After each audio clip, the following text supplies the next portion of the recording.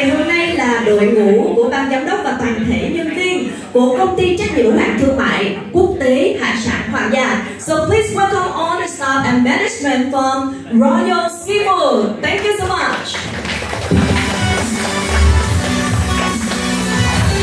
Và quý vị thân mến, hải sản Hoàng Gia của chúng tôi rất tự hào bởi vì cho đến thời điểm này vẫn tiếp tục với vị trí tiên phong của mình tại thị trường Việt Nam khi mang đến những loại hải sản tươi ngon nhất khắp thế giới đến và phục vụ cho thị trường Việt Nam. Và ngày hôm nay thì chúng tôi vẫn niềm tự hào đó, nhưng có thêm một tin vui nữa để gửi đến quý vị ngày hôm nay. Để cùng chia sẻ tin vui này, chúng tôi xin được trân trọng kính mời quý vị, chúng ta sẽ cùng đến với chia sẻ ngày sau đây. So now, ladies and gentlemen, we have an honor to welcome to the stage right now Mr. Trần Văn Trường, CEO of Royal Seafood International Trading Company Limited, to say a few words. Please welcome. Và bây giờ chúng ta sẽ cùng nghe ông Trần Văn Trường, CEO chủ siêu thị hải sản Hoàng Gia chia sẻ đôi lời. Kính thưa các vị khách quý, lần đầu tiên tôi xin chân thành gửi lời cảm ơn chân thành tới toàn thể tất cả các vị khách quý đã có thời gian công sức để về đây tham dự cái buổi sự kiện ngày hôm nay. Có những đối tác đã phải bay hơn 8 tiếng đồng hồ từ Đông Úc xa xôi để mà về đây để tham dự cái sự kiện của công ty chúng tôi ngày hôm nay. So first of all, we have an honor to welcome our distinguished guests, especially the enterprise from Australia, to attend the event today. And congratulations in a very special event to celebrating the 50th anniversary between Vietnam and Australia. And we also have a good news today to welcome a new lobster to come to Vietnam market. Thank you. Thưa quý vị, trải qua hành trình hơn 20 năm hình thành và phát triển thì hiện nay thì hải sản Hoàng Gia đã là đối tác của hơn 2.000 nhà khách sạn trên toàn quốc, và chúng tôi cũng đã xây dựng được chuỗi siêu thị hải sản chế biến mang đi. Và trong thời gian gần đây thì chúng tôi đang phát triển một mô hình trải nghiệm tại chỗ mới, và thực sự là vinh dự hôm nay có mặt rất là đông đủ các vị quan khách ở đây ngày hôm nay. So ladies and gentlemen, after 2 decades of growth and development, Royal Seafood has become the trusted partner for nearly 2,000 restaurants across the country. In addition, we have established almost 20 retail stores for takeaway services. And most recently, we plan to offer an outside dining experience to the market. Với khát vọng và sứ mệnh nâng tầm ẩm thực biển, và qua cái việc mà đưa những sản phẩm từ những cái nguồn hải sản chất lượng nhất trên thế giới, từ mọi miền trên thế giới về để phục vụ người Việt Nam xây dựng cuộc sống thịnh vượng cho khách hàng, đối tác của đội ngũ, thì tôi đã đi đến rất là nhiều các vùng biển trên thế giới, từ các nước Đông Nam Á cho tới vùng Alaska xa xôi, để tìm kiếm những sản phẩm chất lượng nhất, tươi ngon nhất để đưa về phục vụ người dân Việt Nam.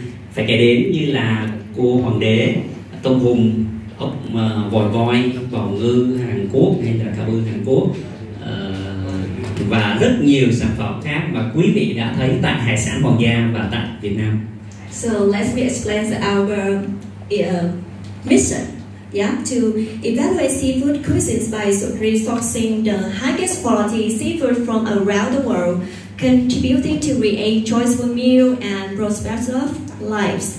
We personally travel extensively from Southeast Asian countries to remote, icy water of Alaska in search of the world's finest seafood products bring to Vietnam. These include king crab, wake, abalone, and many others that come to now find to Royal Seafood outlets across Vietnam. Vượt qua rất là nhiều cái khó khăn, thách thức thì và chuẩn bị rất là nhiều các cái giấy tờ cũng như làm việc rất nhiều với các cái cơ quan của nhà nước thì và hoàn thành rất là nhiều các cái giấy tờ pháp lý khác, thì ngày hôm nay chúng tôi đã trở thành công ty đầu tiên được phép nhập khẩu sản phẩm tôm hùm Đông Úc tại Việt Nam và ra mắt quý vị ngày hôm nay. Yeah, so ladies and gentlemen, despite the challenges and obstacles we face over the year, including extensive paperwork, interaction with various government agencies, and securing numerous licensing, today marked a significant milestone. Royal Seafood Brown stand as the first company to Vietnam to successfully import and introduce its Australian lobster to our valued customer.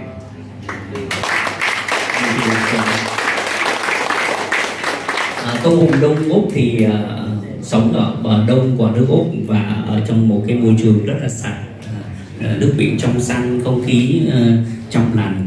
Và tôm hùm Đông Úc thì thực sự thì trên thế giới thì cũng không có nhiều, rất là quý hiếm.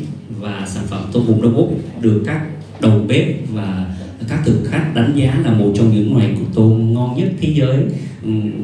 Và chút xíu nữa đây thôi, top chef Cẩm Thi Long sẽ trực tiếp chế biến để mời quý vị cùng thưởng thức.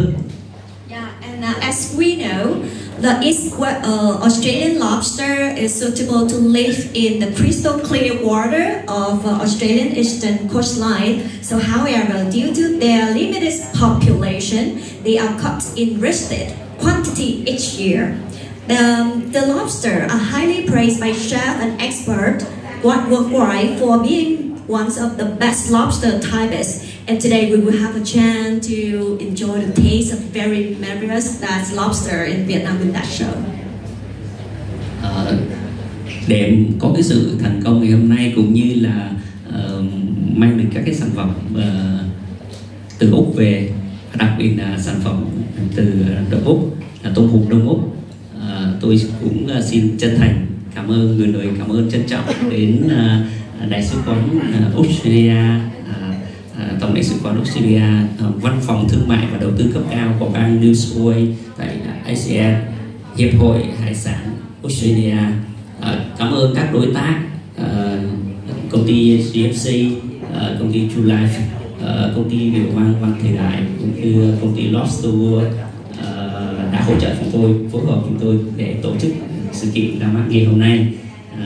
Và cảm ơn quý vị đã ủng hộ hải sản Hoàng Gia trong suốt thời gian vừa qua, cũng như là tôi mong rằng là sẽ nhận được tiếp tục nhận được sự ủng hộ quý báu của quý vị để lan tỏa được văn hóa ẩm thực của Úc đến với nhiều người dân Việt Nam, để làm sao chúng ta khai thác thị trường hơn 100 triệu dân này.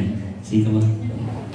Thank you so much. So now it's time for me to express our deep gratitude to all your contribution to bring lobster to Vietnam and to Vietnamese consumer.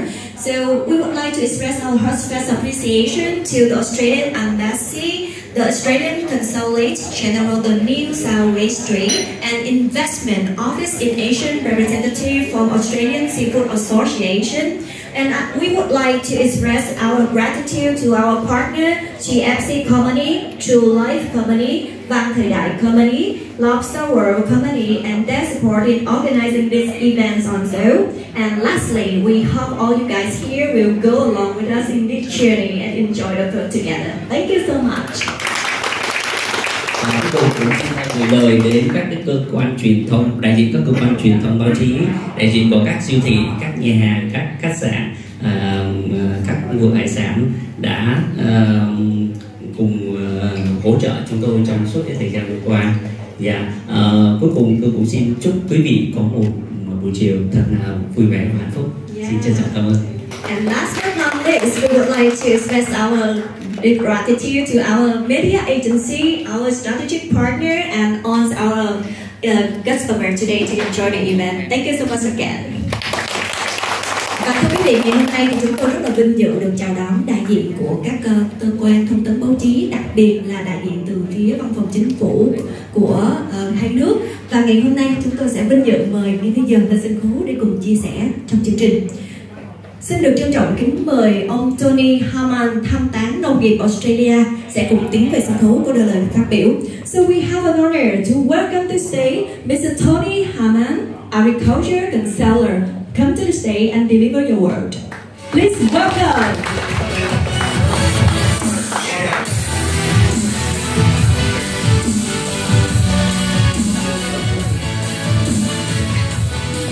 Sit down. managers, the staff of Royal Seafood, members of the Australian seafood industry, traders, exporters, importers, distributors, other seafood partners, my Australian government colleagues. It's a pleasure to be here today to welcome the celebrity in our midst, being the Australian Eastern Rock Lobster. Vâng ạ, xin được gửi lời chào đặc biệt đến tất cả quý vị đã cùng có mặt trong chương trình ngày hôm nay. Đặc biệt là ngày hôm nay chúng tôi có mặt ở đây để được gặp gỡ tất cả quý vị, đặc biệt là những celebrity, những người được quan tâm và chờ đợi trong chương trình đã cùng có mặt. Xin được cảm ơn rất nhiều. The Australian Eastern Rock Lobster is renowned for its exquisite taste. It likes waters around 26 degrees. It hides under rocks. It's managed sustainably in the pristine waters of Eastern Australia. And we think that our Vietnamese friends will enjoy it just as much as we do. Vâng, thưa quý vị, và ngày hôm nay chúng tôi sẽ giới thiệu đến quý vị một loại tôm hùm rất là quý hiếm sống trong một môi trường cực kỳ tinh khiết của biển. Và loại tôm hùm này sẽ được trình bày ngày hôm nay và mang đến hương vị này cho quý vị được thưởng thức. In fact, it would be remiss of me not to share this anecdote that when I was younger, whenever we had a special meal, my mother always wanted the Eastern Rock Lobster. It was her favourite food. So it's quite a privilege to me. My mother is no longer with me here. She's passed away a few years ago, but it's fantastic to be here, and she'd be very proud that I could be here and talk about the Eastern Rock Lobster. Thưa quý vị, tôi cũng muốn chia sẻ với quý vị là mỗi lần mà nghĩ đến một cái bữa ăn thịnh soạn á, là mẹ của tôi sẽ nghĩ đến ngay là sẽ có cái con lobster ở trên bàn. Nhưng mà tiếc là ngày hôm nay trong không khí này thì bà ấy không có thể có mặt ở đây, nhưng mà bà ấy chắc chắn sẽ rất là vui bởi vì tôm hùm đã có mặt tại Việt Nam và ngay trên bàn ăn thịnh soạn quý vị. As some of you may know, Vietnam has been Australia's fastest growing export market. It experienced growth of over 17.3% compound annual growth rate over the last decade, which is really quite amazing. Vietnam is now Australia's fourth biggest market for agricultural fisheries and forestry exports and realised nearly 5.2 billion last year. And that's all part because of the very good work of and the regard in this market which our premium commodities are held as the feedstocks for high value agribusiness chains here in Vietnam, but also our consumer-ready products, where seafood sits at the front of that, alongside our dairy, our meat and our horticulture produce. Thưa quý vị, trong một thập kỷ vừa qua thì thị trường Australia đã xuất khẩu đi một lượng tôm hùm và hải sản rất là lớn. Tuy nhiên hiện nay tại thị trường Việt Nam thì trữ lượng nhập khẩu về hải sản và tôm hùm đã tăng lên rất là lớn rồi, và chúng tôi hy vọng rằng con số này sẽ càng ngày càng tiếp tục phát triển hơn nữa để mang đến những cái nguồn hải sản quý hiếm nhất, ngon nhất mang đến cho các thực khách ở các nước, đặc biệt là tại thị trường Việt Nam. So I'd like to commend Royal Seafood for having the initiative to be able to get the import permits and the approvals. And now that we have the Eastern Rock sits alongside Australia's Western Rock Lobster, the Southern Rock Lobster and the Tropical Rock Lobster. So we've got a full spectrum of products here for our consumers here in Vietnam to enjoy, and our friends in Vietnam, we hope you enjoy it just as much as we do. So thank you very much. Come on. Vâng ạ, cảm ơn rất nhiều. Thank you so much for receiving today. Và chúng tôi cũng hy vọng là hải sản Hoàng Gia sẽ được cấp phép để nhập thêm được nhiều những loại hải sản quý hiếm khác nữa đến với thị trường Việt Nam và phục vụ cho các thực khách của mình. Xin được cảm ơn và xin được chúc mừng hải sản Hoàng Gia. Thank you so much for raising us today. Thank you, Mr. Tony Haman. Thank you so much. Và thưa quý vị, ngay bây giờ thì chúng tôi rất tự hào để mời tiếp tục trong chương trình ngày hôm nay bà Rebecca Ball, thăm tán thương mại và đầu tư cấp cao chính phủ Australia sẽ cùng tiến về sân khấu để chia sẻ với chúng ta. So please welcome Miss Rebecca Ball, Senior Trade and Investment Commissioner Australia. Please tell viewers. Xin chào quý vị. Em Trung, em Lee. So good to see you again, our friends at Hoàng Gia.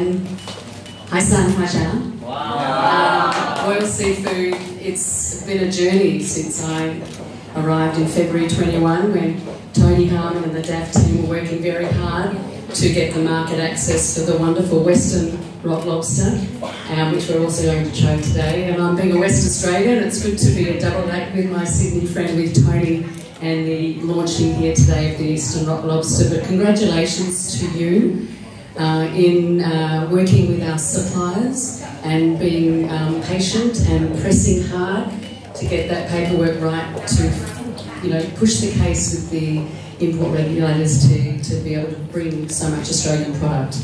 The sales of not Western rock lobster, but the Australian rock lobsters has grown 138% in the 7 months of this year alone, to be over 51.5 million in the first 7 months of 2023. That's a substantial growth when we only had market access to these products in 2021 in February when I was in quarantine. I remember coming to your store and picking up that first Western rock lobster and going, I'm so proud that these fish are here now for Vietnamese consumers to enjoy.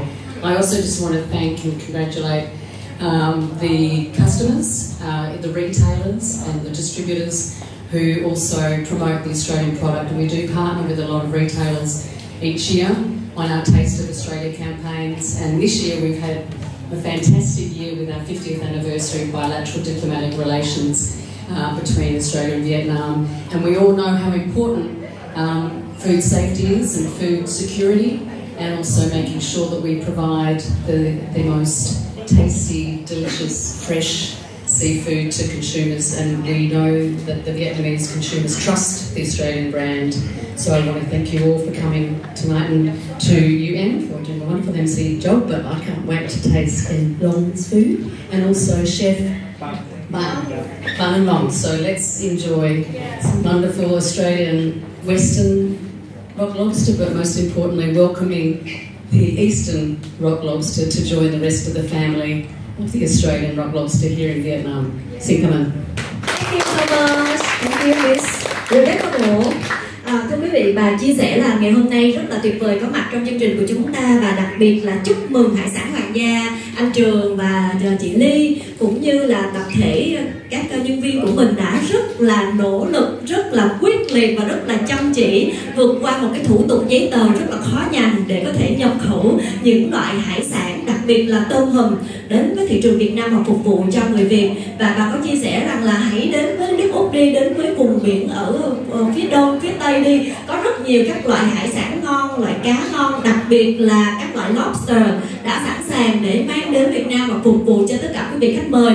Một lần nữa thì chúc mừng hải sản Hoàng Gia và cảm ơn tất cả quý vị có mặt ngày hôm nay, và hãy tận hưởng không gian này để thưởng thức những món ăn tuyệt vời mà chúng tôi sẽ cùng chia sẻ với quý vị ngày hôm nay. Và một tràng pháo tay thật lớn để cùng cảm ơn chia sẻ của bà. Thank you so much. Và thưa quý vị, tiếp nối niềm vui này, chúng tôi xin được phép mời tiến về sân khấu ông Andrew Parker, tham tán thương mại và đầu tư cấp cao của bang New Jersey tại ASEAN, sẽ cùng có mặt trong chương trình. So please welcome Mr. Andrew Parker, Senior Trade and Investment Commissioner to ASEAN. Thank you, and congratulations to the team from Royal Seafood. It's a fantastic achievement to have the Eastern Rock Lobster here in Vietnam. It's interesting. I come from New South Wales, so we're one big part of Australia, but much of the product that comes into countries like Vietnam comes from all across Australia. We all have slightly different products. Some of the things we have are the same, but many are quite different. But one of the unique features about New South Wales is the strength of our Vietnamese community. We're about 120,000 people that speak Vietnamese every day in their homes, so that creates a really strong people-to-people connection. I'm sure some of you may have already seen a wonderful TV program which my colleague here, Kien, helped put together, which showcases New South Wales food and wines and other drinks. Fantastic accompaniment to the seafood. So I encourage you to have a look. VTV on YouTube. It's a wonderful piece of TV work. So if you have a chance, have a look at it. But please enjoy the food and think about Australia, and particularly think about New South Wales when you're feeling a little hungry. So thank you.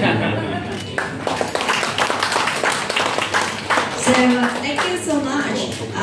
Thưa quý vị, và ông đã chia sẻ với chúng ta là ngày hôm nay rất là vui trong không khí này vô cùng ấm cúng và kết nối để chúng ta cùng gặp gỡ với các doanh nghiệp đến từ Australia, và đặc biệt là cũng cảm ơn các cơ quan thông tấn báo chí đã cùng dành thời gian có mặt trong chương trình. Và quý vị hãy cùng giúp chúng tôi lan tỏa những thông tin để chúng ta sẽ mang đến cho nhiều thực khách nữa biết đến Việt Nam của chúng ta đã có loại tôm hùm từ Australia có mặt tại thị trường. Và thưa quý vị, chắc chắn là nghe không khí này thì quý vị sẽ sẵn sàng để chúng ta sẽ được đến với một phần vô cùng hấp dẫn ngày hôm nay. Chúng ta cũng biết là ngay bây giờ thì với của khoảng cách về công nghệ, của rất là nhiều sự hỗ trợ, và đặc biệt là có những đơn vị về thương mại đã đưa hải sản đến với Việt Nam. Chính vì vậy không có còn khó khăn nữa khi chúng ta được thưởng thức những loại hải sản quý hiếm từ khắp nơi trên thế giới đến với thị trường Việt Nam. Vậy thì ngay không khí này chúng ta sẽ cùng có dịp qua đôi bàn tay tài hoa của người đầu bếp, quý vị sẽ được thưởng thức tôm hùm ngay trong không gian này. Không biết là quý vị đã sẵn sàng chưa ạ? Chúng ta cùng dành một tràng pháo tay thật lớn để cùng đến với mừng showcase để quý vị có thể thưởng thức.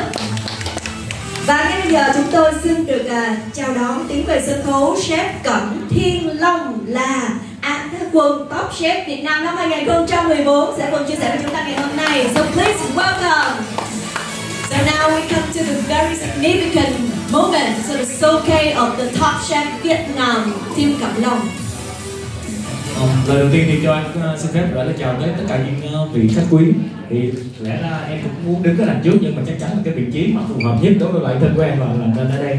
Và có thể nói là nếu mà bây giờ cho Long có nấu cho 1.000 khách, 2-3.000 khách gì mọi cái vẫn được, nhưng mà khi mà nói mà để đứng đây phát biểu đó cũng là cả một cái sự cố gắng của Long, và hy vọng mọi người hãy đón nhận. Okay, so right now, ladies and gentlemen, we come to the very excited moment today, and Top Chef Long will show us how to cook this lobster in this bowl. And so now, just come here, this table, and closer to look at him. So actually today he's very nervous because I just want to share with you the secrets how to cook this food in this table right now with that ingredients. Xin được mời quý vị chúng ta có thể đến gần hơn để được hướng dẫn về cách để chúng ta sơ chế và chế biến món tôm hùm này như thế nào ngay chính trong không gian này. So just come here and closer the chef. Và trước khi mà Long thực hiện đúng cái nghĩa vụ của Long á, nghĩa vụ của Long đến đây là chỉ để nấu nướng và thể hiện những cái cách mà để mà mình kết hợp cái món ăn vào dựa trên cái nguyên liệu mà đặc biệt nhất là ngày hôm nay hải sản Hoàng Gia để làm mọi cách để có thể đưa về cho đầu bếp này, và kể cả những người dân để có thể thưởng thức. Long với cá nhân là một người đầu bếp, và cũng như là những người mà thưởng thức, những người mà chúng ta rất là có thể gọi là seafood lover, những cái người mà yêu thích hải sản khác, thì dành lời cảm ơn lên tất cả những người ở đây đã dành được tất cả những cái sự cố gắng để mà bản thân của chúng tôi có nhiều cái cơ hội để mà trải nghiệm về. Đối với lại bản thân đầu bếp thì ở trong nhà hàng lại có thêm nhiều ý tưởng để phục vụ thực khách, còn đối với lại người dân thì chúng ta lại có thêm nhiều cơ hội. Trước đây thì đã có Tây Úc rồi, đã chiếm sống rồi, bây giờ lại có thêm Úc rồi. Đó cũng là một trong những điều mà rất là đáng trân trọng. Xin cảm ơn. Yeah, who's a lobster lover? So raise your hand. Yeah, a lot. Most of people here, right? Yeah. So even from the east to the west, right? So right now, he will have the very important duty to show you how to cook that very fresh lobster.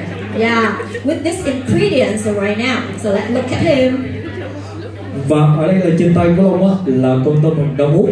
Thì rõ ràng là chúng ta lúc khi mà mình đến đây là mọi người cũng đã đều thấy được là về hình dạng mọi cái của con tôm hùm Đông Úc rồi.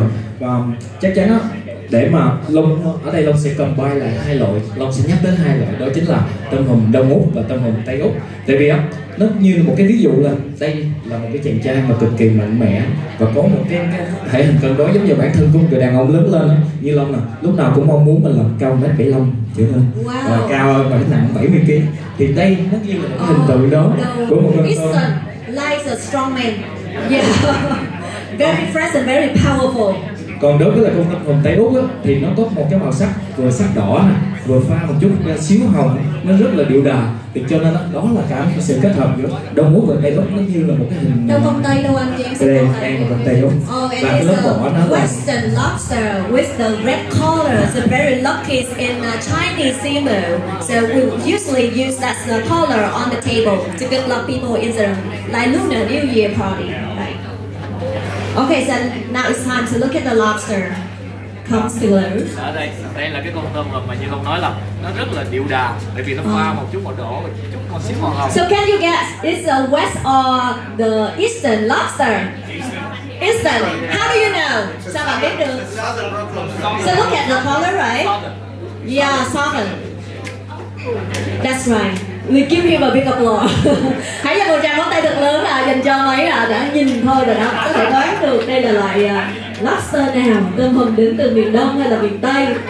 Thưa quý vị, cách nhận biết rất là dễ dàng ha, mình nhìn màu sắc thôi là quý vị có thể nhận biết được, rất là điệu đà. Và giống như Long nói là thiên nhiên nó ban tặng cho tất cả những loài động vật một cái điều gì đó rất là đặc biệt. Nhưng con tôm này về cái màu sắc này, nó đi, nó giống như là một cái bức tranh vẽ liền đó. Mà từ trên thì chúng ta có thể thấy là cái màu nó hơi đậm hơn, nhưng mà nó lại có những cái lấm chấm gai, và sau đó mình đi xuống và mình dưới đó. Và cái đuôi của nó là một trong những cái điểm mà rất là đặc biệt khi chúng ta làm những cái món mà xẻ đuôi. Okay, so thanks for nature because look at that lobster. We see like a masterpiece, a picture, landscape, the breathtaking view from that lobster. And look at it's so strong, powerful. Và nó có một điều quan trọng nữa là đối với lại đầu bếp á, cái vấn đề kinh tế nó quan trọng lắm. Tại vì khi mà chúng ta muốn cho cái người thực khách của mình á, khi họ bỏ ra một số tiền thì họ phải đón nhận nó rất là đầy đủ. Thì đối với lại con tôm hùm này, điểm đặc biệt của nó là cái đôi chân của nó rất là ngắn nhưng mà lại rất là dày thịt, cho nên là khi mà chúng ta ăn nó cảm nhận là ăn được toàn bộ luôn cái phần thịt của cái chân này, và coi như là đây là một trong những cái là rất kinh tế mà chính bản thân nó không có luôn hết. Okay, so he shared us. This lobster is very economy because look at this leg, it's so strong with full of meat. Yeah, that's why when we enjoy that lobster, we don't waste anything in this lobster. Yeah. It's suitable for this economy situation, right?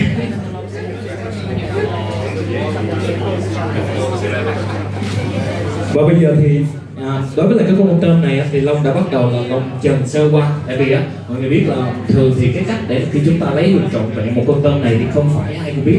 Cái đầu bếp thì điều đó rất là đơn giản, nhưng mà đối với lại những người mà được không gia chánh tại gia đình của mình cứ nghĩ là một con tôm tươi thì mình cứ thế mà tách nó ra, nhưng mà ngược lại với một con tôm tươi thì nó bám vào vỏ rất nhiều, đôi khi là khi chúng ta lấy ra mình thấy là sao mà nó rách rồi nó làm nó xấu xí lắm. Vì vậy là trước khi mà Long chế biến cái phần tôm này, Long vẫn muốn giữ cho nó tươi ngoài bên trong, nhưng mà lấy ra cho toàn bộ nó đẹp á thì mình sẽ trần sâu nước sôi cái, và sau đó thì mình sẽ cắt và tách ra được như thế này.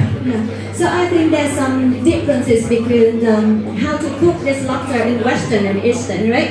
So to keep the chef of this lobster, he quickly boil with water to fix on the shape of the lobster. Yeah. And then, so, can you guess what is it? Yeah, clay pot.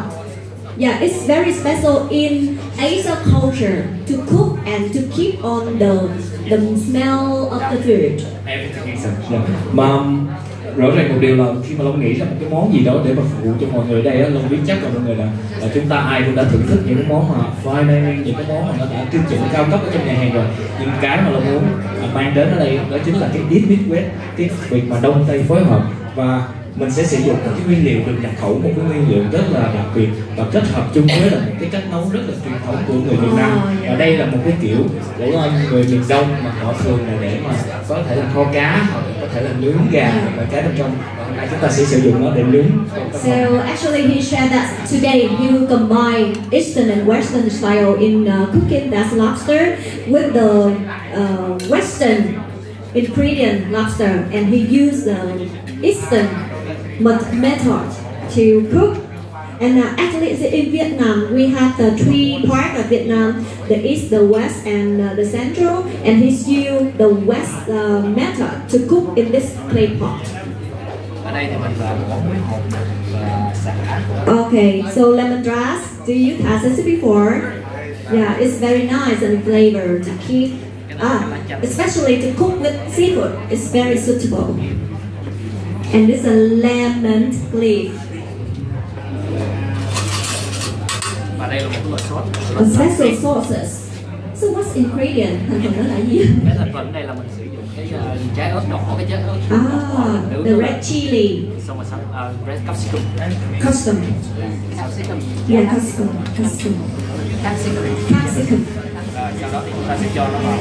And we put this lobster in that clay pot. Do you want to touch that sauces? It's so spicy. Và thông thường á, cái lavender này á, nó Really? You put in lavender in that clay pot? cái lavender này thông thường là nó phù hợp với lại là gia cầm hơn. Tại vì bản thân của Long sử dụng cái này để nấu với lại vịt rất là nhiều, mà sẽ xài là cái seed của nó mà khô, cái lavender khô và để vào những món hầm. Tuy nhiên khi mà Long thử lại cái con tôm hùm này thì Long thấy nó cũng rất là very well. Thì bây giờ Long sẽ để cho mọi người, chúng ta sẽ tái hiện lại một vài bước của món ăn này thôi, và sau đó mọi người chúng ta sẽ dùng thử cái món này và sẽ It's a lavender flower. He usually used to cook with duck, but today he combined with in this lobster. Wait and see the flavor. Are you sure? So actually it's lavender flower, organic planting, so don't worry about the culture.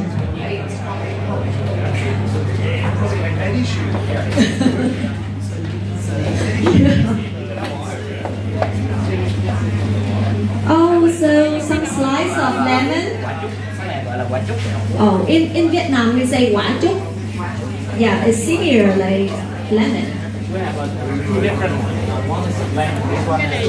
It's kind of lemon, but it's more flavor. Yeah. Okay, so now it's time to cook.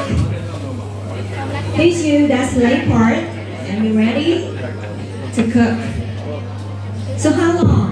Và bây giờ là đây là cái thời điểm mà cái nhiệt nó sẽ làm nóng hết toàn bộ cái thổ đất của chúng ta, và nó sẽ làm nóng cái phần muối, và cái muối nó sẽ xông cái hơi nóng lên, và lúc đó nó sẽ làm chín cái phần tôm của mình. Và trong cái quá trình khi mà nó làm chín phần tôm thì tất cả những cái hương vị, mọi cái nó sẽ được trọn vẹn trong cái phần tôm này.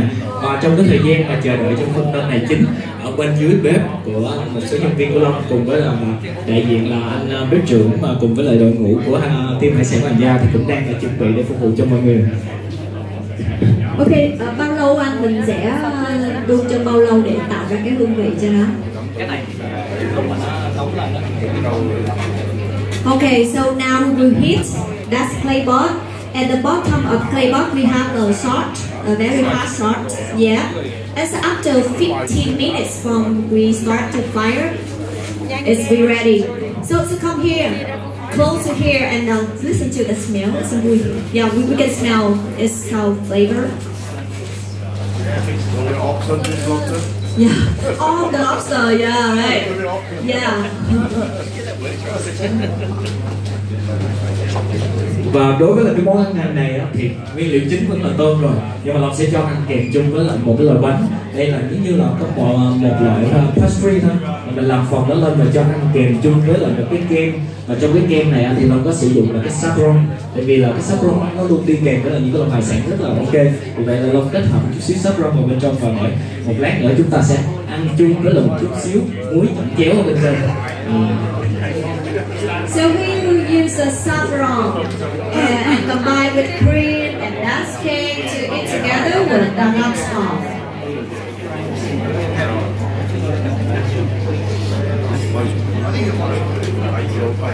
Cream, right? Saffron cream. Yeah, saffron cream. He will put that cream in that cake to eat together with lobster and that's clay pot. Okay.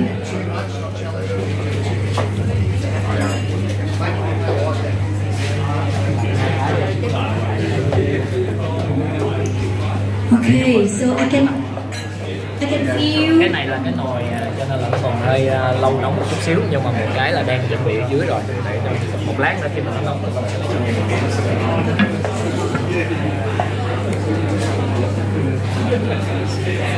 So maybe waiting for after 15 minutes, be ready for tasting that very marvelous taste of lobster.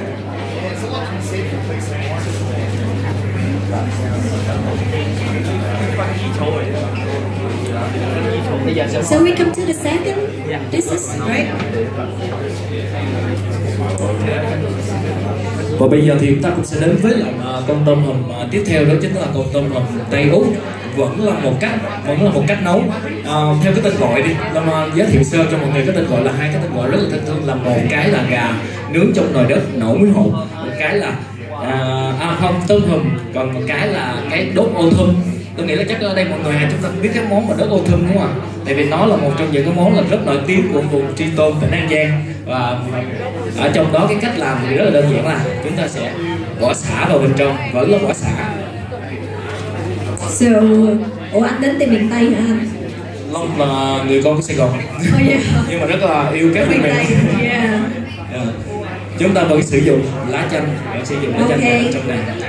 Lemon leaf and lemongrass. Nhưng cái sự khác biệt á, là chúng ta sẽ không sử dụng muối mà mình sẽ sử dụng dầu. Okay, so a special here, he's used oil to cook this lobster. Và cái lượng dầu á, chúng ta sẽ để cho nó xăm xắp thôi, để khi mà chúng ta để con tôm á, là cái dầu nóng này nó sẽ làm nóng cho cái phần tôm và cũng sẽ xông hết tất cả những cái vào bên trong của cái phần tôm này. So anyone feel hungry now? So we're ready to taste that lobster.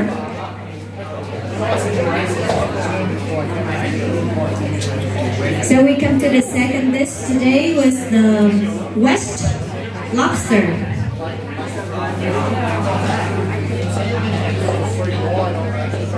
Đối với lại cái sốt cái món này thì Long sử dụng là cái sốt lá trúc, vẫn là cái muối ớt xanh mình, nhưng mà sử dụng cái mọc. And especially with that sauce from chook leaf combined with milk, right? Milk and sugar, salt to make the special flavor for the lobster.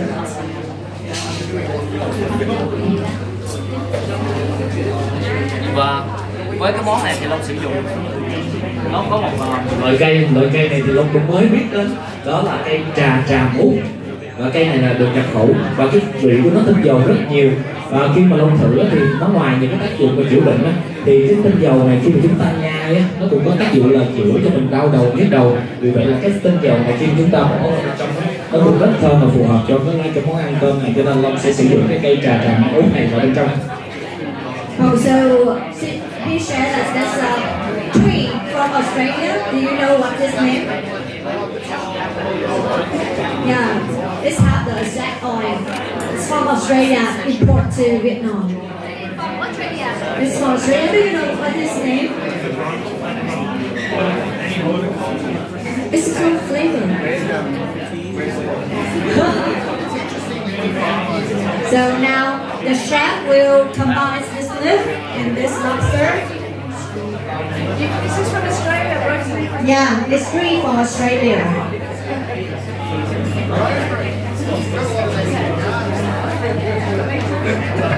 Cái này chúng ta sẽ chờ tầm khoảng 5 phút. Okay, so we're waiting for last 5 minutes.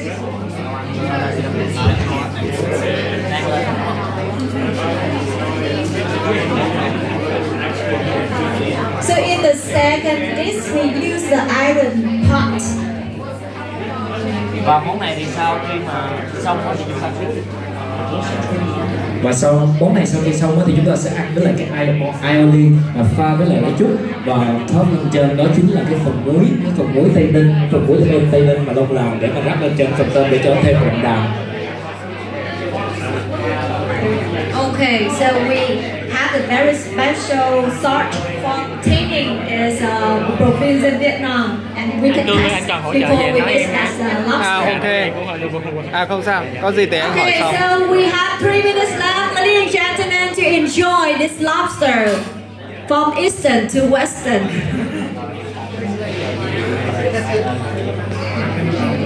Okay, so it's time to relax and back to your table. We're ready. So now our kitchen ready to serve with you with lobster. Ok em.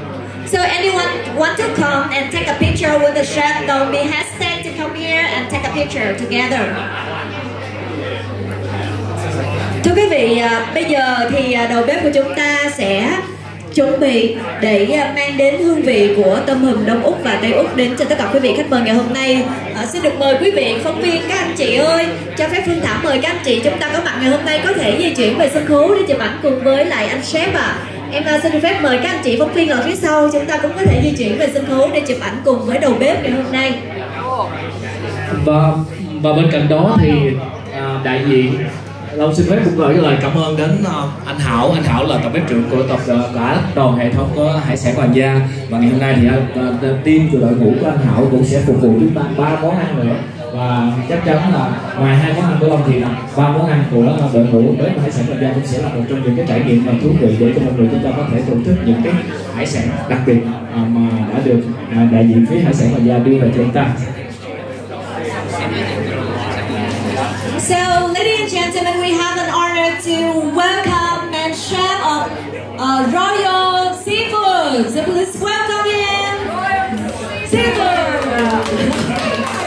Thank you, and today we have a chance to enjoy the first from him for making and serving us. Thank you, cảm ơn anh rất nhiều ạ. Hôm nay mọi người sẽ được thưởng thức hương vị các món ăn được chế biến từ anh ạ.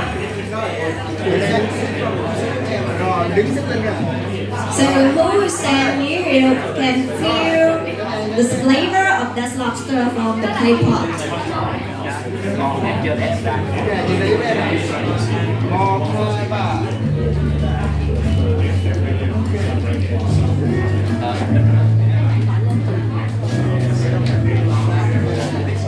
Các chị thân mến, chúng ta sẽ thư giãn trong 1-2 phút nữa thôi ạ. Đầu bếp của chúng tôi đã sẵn sàng để mang những món ăn được chế biến nóng hổi đến đây để phục vụ cho tất cả quý vị tham dự chương trình ngày hôm nay. So it's time for us to relax and waiting for 1 or 2-3 minutes left to enjoy the lobster in here. 1, 2, 3. Okay. The reason why I chose the bread one, that is what the West lobster. Yeah.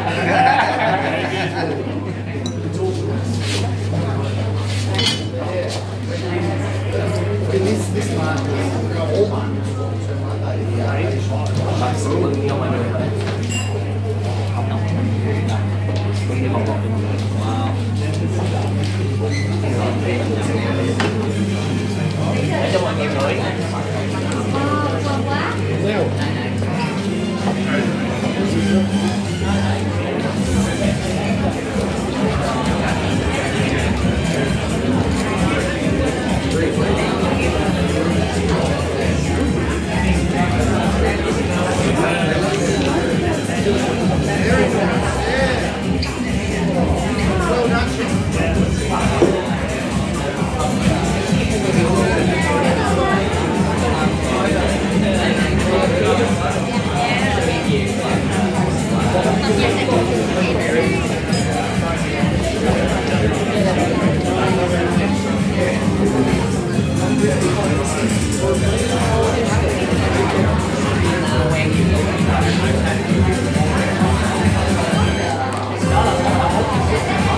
So now, ladies and gentlemen, so we're serving for the first meal today. Yeah, so be ready and let's enjoy. It's a Western rock lobster. That's a Western. So please stand here and take a picture with the first dish. So come to here and take a picture. Yeah, so Miss, we have me. Yeah, and the chef. Let's go in here. Xin mời anh Trường vào luôn ạ, mình sẽ chụp. So come and take a picture with the first dish today. Where's the Western rock? Excuse me, sir. Do you want to take a picture with this first meal? It's a Western rock lobster. 1, 2, 3. Essentially, okay. Okay. No, no. No, no.